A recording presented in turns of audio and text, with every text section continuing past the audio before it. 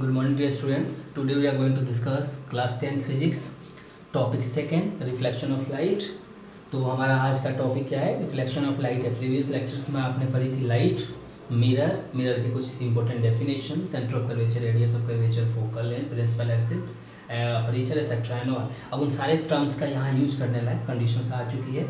तो first terms है हमारे पास रिफ्लेक्शन ऑफ लाइट. इसका मतलब क्या है? यानी कि किसी मिरर पे जब light, suppose we have taken the mirror, अगर मिरर पे कोई लाइट इंसिडेंट होती है, क्या होती है?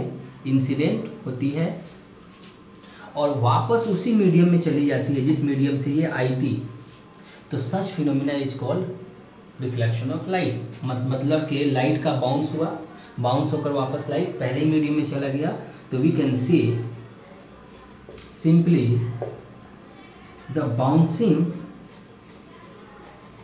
bouncing back of light in same medium is called reflection of light. क्या बोलेंगे इसको? लाइट का बाउंस बैक होकर के उसी मीडियम में चले जाना ही क्या कहलाता है? रिफ्लेक्शन ऑफ लाइट कहलाएगा. क्लियर? सिंपली यानी जिस मीडियम से आया था उसी मीडियम में ही चला गया, उसी को हम क्या बोलेंगे? रिफ्लेक्शन ऑफ लाइट बोलेंगे. तो इसके लिए कुछ रूल्स बनाए गए हैं रिफ्लेक्शन ऑफ लाइट के लिए. इसको हम बोलते हैं लॉ ऑफ रिफ्लेक्शन. क्या बोलते हैं इसको? Law of reflection. क्या क्या इसके रिफ्लेक्शन के रूल हैं, थोड़ा उसको सीखते हैं. तो इसके लिए रूल क्या है? देखिए, suppose we have taken the mirror, plain mirror, कोई भी मिरर ले सकते हैं, डोंट वरी. प्लेन मिरर है, तो प्लेन मिरर पे एक लाइट इंसिडेंट होती है, सो किसी सोर्स से. दिस रे इज कॉल्ड इंसिडेंट रे. क्या बोलेंगे इसको? Incident ray. ओके. और वापस यहाँ से ये रिफ्लेक्ट हो जाती है ऐसे. दिस रे is called AO, OB. So AO is the incident ray and OB is the reflected ray. इसको हम क्या बोलेंगे? Reflected ray. और हमेशा एक लेते हैं नॉर्मल, जो प्लेन के साथ राइट एंगल होता है. किसके साथ? प्लेन के साथ राइट एंगल होगा. इसको हम क्या बोलते हैं? नॉर्मल. नॉर्मल की खास बात यह है कि ये किसी भी सरफेस के साथ कैसा होगा? राइट एंगल और आउटवर्ड डायरेक्शन में होगा. ओके. यहाँ पर एक एंगल्स तैयार होता है. इस एंगल को नाम देते हैं एंगल ऑफ इंसिडेंस आई. क्या बोलेंगे इसको? आई का मतलब एंगल ऑफ इंसिडेंस. और यहाँ बनता है R, इसको हम बोलते हैं एंगल ऑफ रिफ्लेक्शन. तो इसके लिए कुछ रूल्स बनाए गए हैं. रूल नंबर फर्स्ट रूल समझें. इंसिडेंट रे, रिफ्लेक्टेड रे और normal lie on the same point in same plane. Incident ray कौन सा है? Incident ray AO. Reflected ray what is OB. and normal NO, okay, lies on the same point and same plane, same point in same plane. okay. पहला rule तो ये होना चाहिए, law of reflection का rule number first. Rule number second समझते हैं. Rule number second, जो ये एंगल ऑफ इंसिडेंस है और ये एंगल ऑफ, अब एंगल ऑफ इंसिडेंस क्या है? The angle between incident ray and normal is called angle of incidence. The angle between reflected ray and normal is called angle of reflection. याद रहेगा, angle of incidence को क्या बोलेंगे? कि the angle between incident ray and normal is called angle of incidence. The angle between reflected ray and normal is called angle of reflection. Clear हुआ यहाँ तक? Okay. तो ये दोनों ही आपस में क्या होते हैं? इक्वल होते हैं. Angle I equals to angle R, which means in angle of incidence is always equal to the angle of reflection. याद रहेगा, सपोज ये 40 डिग्री है तो ये भी कितना होगा? 40 डिग्री होगा.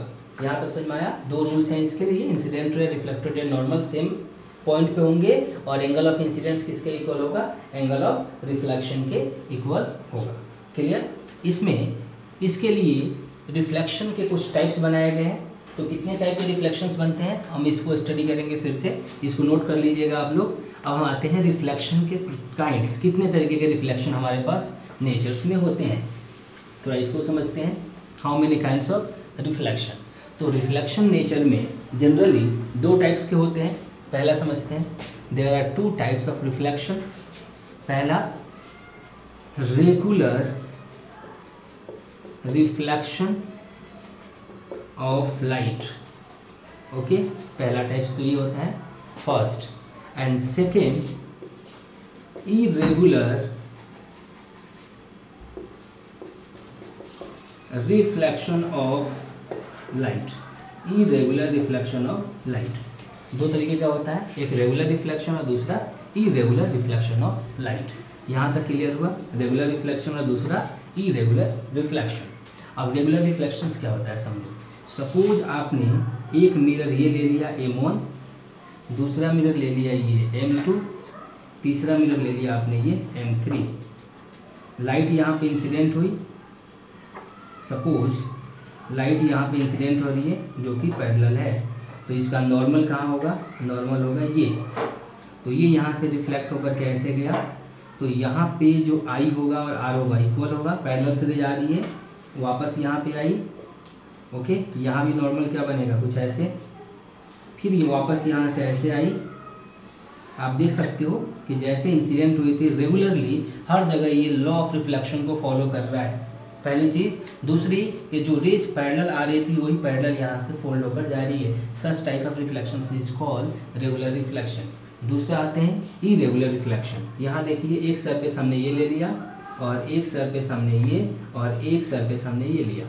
लाइट यहाँ पे इंसिडेंट तो हुई पैरेलल, कैसे आ रही है, parallel lines coming from infinity, लेकिन यहाँ से ये अलग एंगल पे गई और ये अलग एंगल पे गई। ये यहाँ से ऐसे आया और ये यहाँ से रिफ्लेक्ट होकर कहीं चला गया।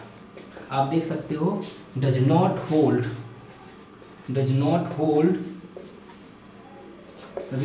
Law of reflection of light, it hold reflection of light. ये किसको होल्ड करता है, रिफ्लेक्शन ऑफ लाइट को। तो दो there are two types of reflection of light, regular reflection, दूसरा क्या होगा, इरेगुलर रिफ्लेक्शंस। यहाँ तक क्लियर होगा, ओके। नेक्स्ट टॉपिक जो काफ़ी परेशानी क्रिएट करती है, इसको अच्छे से आप क्लियर करोगे, नॉर्मल। अब ये नॉर्मल किस मिरर के लिए कैसा होगा, दैट्स अ मेजर क्वेश्चन। तो ये नॉर्मल दो मिरर्स के लिए हम स्टडी करेंगे। फर्स्ट मिरर कहलाएगा प्लेन मिरर और दूसरा होगा हमारे पास स्फेरिकल मिरर। दूसरा क्या होगा, स्फेरिकल मिरर। अब प्लेन मिरर स्फेरिकल मिरर में समझते हैं नॉर्मल कैसे ट्रेस होगा। तो ये प्लेन मिरर है, तो प्लेन मिरर में नॉर्मल हमेशा इस सरफेस के साथ आउटवर्ड राइट एंगल पे होगा। कैसे होगा, आउटवर्ड डायरेक्शंस में होगा। और कैसा होगा, ऑलवेज राइट एंगल। कैसा होगा, perpendicular. Normal always perpendicular outward direction. Normal always perpendicular and outward with respect to surface के साथ कैसा होगा, आउटवर्ड डायरेक्शन में होगा। इसको हम किससे कोड करेंगे, एन से। सपोज ये मिरर होता है ऐसे, तब इसका आउटवर्ड होता है ये, राइट। ये इसका नॉर्मल कहलाता है। ये क्या कहलाता है, इसका नॉर्मल, ओके। अब दूसरा आते हैं स्फेरिकल मिरर के लिए normal. There are two types of spherical mirror. पहला concave spherical mirror. Concave mirror कैसे बनेगा ये समझते हैं। ये हमारे पास एक कॉनकेव मिरर है और ये इसका सेंटर है। तो इसके लिए नॉर्मल हमेशा कहाँ से ट्रेस होगा, सेंटर से। कहाँ से ट्रेस होगा नॉर्मल, सपोज लाइट यहाँ पर ऐसे इंसिडेंट हुई और फोकस से क्या हुई, ये पास आउट हो गई, तो ये कहलाएगा इंसिडेंट रे और ये कहलाएगा रिफ्लेक्टेड रे। तो नॉर्मल भी चाहिए according to law of reflection. Incident reflector normal भी होता है। वो नॉर्मल कहाँ से लोगे आप? यहाँ से लोगे। कहाँ से लोगे ये नॉर्मल? यहाँ से। क्लियर हुआ? तो नॉर्मल कहाँ से पास आउट होगा?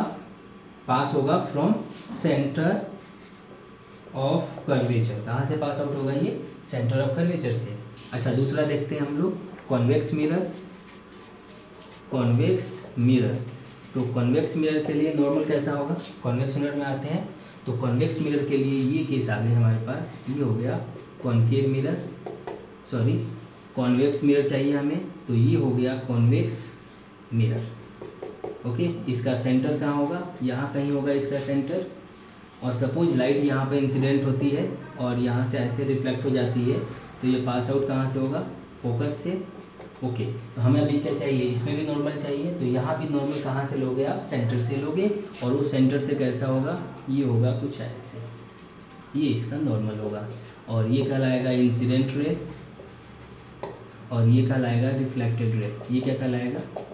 Reflected ray. अब एक क्वेश्चन बनता है कभी कभी, न्यूमेरिकल्स आता है, what happen if angle of incidence is zero. अगर एंगल ऑफ इंसिडेंस जीरो हो जाए तो क्या होगा कंडीशन? देखिए, ये एक प्लेन मिरर है, इसका नॉर्मल कहाँ पे होगा? नॉर्मल होगा ऐसे। और एंगल ऑफ इंसिडेंस क्या होता है कि the angle between incident ray and normal. तो यहाँ देखो, अगर ऐसे होगा तो ये कुछ ना कुछ है, तो जीरो होने का मतलब कि अगर ये लाइट इसके ऊपर ऐसे इंसिडेंट हुई तो वापस क्या होगी? ये रिकॉल हो जाएगी अपने पाथ पे। यानी कि अगर एंगल ऑफ इंसिडेंस जीरो होता है, इफ एंगल ऑफ इंसिडेंस कितना होता है? Zero, then angle of reflection भी कितना होगा? जीरो होगा।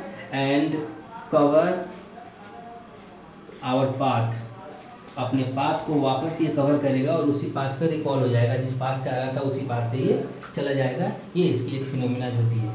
ओके, अब हम इसमें देखेंगे कुछ इमेज फॉर्मेशंस। क्या देखेंगे इसमें? कुछ इमेज फॉर्मेशन को समझेंगे, किस तरीके की इमेज फॉर्मेशन इसमें बनाई जाती है, वो काफ़ी इम्पोर्टेंट है हमारे लिए। ठीक, इसको समझते हैं हम लोग इमेज फॉर्मेशन को। ओके, तो इमेज फॉर्मेशन देखते हैं आज का पहला। अब इमेजेस को समझते हैं पहले। इमेज क्या होता है? इमेज, एक चीज़ और आ गई, इमेज क्या? एक ऑब्जेक्ट का लूप, एक ऑब्जेक्ट की कॉपी जो होगी किसी मिरर के सामने, वही क्या कहलाती है? उसकी इमेजेस कहलाती है। और ये जनरली इमेजेस जो होती है, सपोज ये मिरर है, ये क्या है? एक प्लेन मिरर, और यहाँ कोई ऑब्जेक्ट रखा हुआ है ओ कितने मीटर पे? 2 मीटर पे। तो इसका इमेज इसके अंदर बन जाएगा कितने मीटर पे? 2 मीटर पे इसका इमेज बनेगा। अब ये कैसे बनेगा? थोड़ा सा इसको समझो। ये लाइट यहाँ पे इंसिडेंट होगी और ये यहाँ से ऐसे चली जाएगी और ये नॉर्मल यहाँ पर आएगा, यहाँ एक इमेज बनेगा। इमेज बनने के लिए कंपल्सरी कंडीशन कि 2 rays are compulsory intersect to each other. क्या होगा? ये एक दूसरे से इंटरेक्ट होगा, इंटरसेक्ट करेगा, और तभी ये इमेजेस बनती है। तो अगर एक्चुअल में अगर 2 रेज आपस में कट कर रही है तो ये इसका क्या कहलाएगा? ये इसका इमेजेस कहलाएगा। अगर एक्चुअल में नहीं करके हमने उसको इमेजिन किया है, हमने क्या किया है? उसको इमेजिन किया है। तो इमेजिन करने के केसेस में हम इसको कैसे लेंगे? कि डॉटेड लाइन से लेंगे, और डॉटेड लाइन से जो इमेज बनेगा, इस इमेज को हम बोलेंगे वर्चुअल इमेज। क्या बोलेंगे इसको? Virtual image. तो there are 2 types of mirror, there are 2 types of image. इस इमेज को हम बोलेंगे रियल इमेज, और इसको हम क्या बोलेंगे? Virtual image. अब थोड़ी खासियत देखते हैं कि रियल इमेज और वर्चुअल इमेजेस की क्या क्या खासियत है, क्या उसकी पहचान है, किस तरीके से हम पहचानेंगे। तो नोट करके याद कर लो कि real image are always inverted in nature. कैसा होगा ये? इन्वर्टेड होगा। सपोज ये ऑब्जेक्ट है, ये क्या है, ऑब्जेक्ट है इस पे, तो इसका इमेज कैसा बनेगा, ऐसे बनेगा। रियल इमेज है लेकिन इन्वर्टेड होगा। सपोज ये एक ऑब्जेक्ट है तो इमेज कैसा बनेगा, ऐसे बनेगा। सपोज ये ऑब्जेक्ट है तो इमेज कैसा बनेगा, ये बनेगा। यानी हमेशा उसके रेस्पेक्ट में क्या होगा, इन्वर्टेड होगा। एक और केस, अगर सपोज करो कि ये हमारे पास ऑब्जेक्ट है, ये क्या है, ऑब्जेक्ट है, तो इमेज कैसा बनेगा, ये। तो इसके लिए ये रियल इमेज है, ये भी रियल इमेज है, ये भी रियल इमेज है, तो रियल इमेज कैसा होगा, हमेशा इन्वर्टेड होगा। दूसरा note second, virtual images are always erected in nature। कैसा होगा, ये इरेक्ट होगा। इरेक्ट का मतलब सीधा इमेज होगा। कैसे होगा वर्चुअल, सपोज ये ऑब्जेक्ट है और इसका वर्चुअल इमेज बन रहा है तो भी कैसा बनेगा, ऐसे ही बनेगा, लेकिन हम इसको डॉटेड लाइन से दिखाएंगे। सपोज ये ऑब्जेक्ट है तो इसका इमेजेस कैसा बनेगा, वर्चुअल बनेगा, तो वर्चुअल को ऐसे दिखाएंगे। सपोज ये एक ऑब्जेक्ट है और इसका वर्चुअल इमेज हम कैसे दिखाएंगे, ये दिखाएंगे। ओके, ये हमारे पास कुछ केसेस आती है, इसको हम क्या बोलते हैं, real image and virtual images. Clear होगा।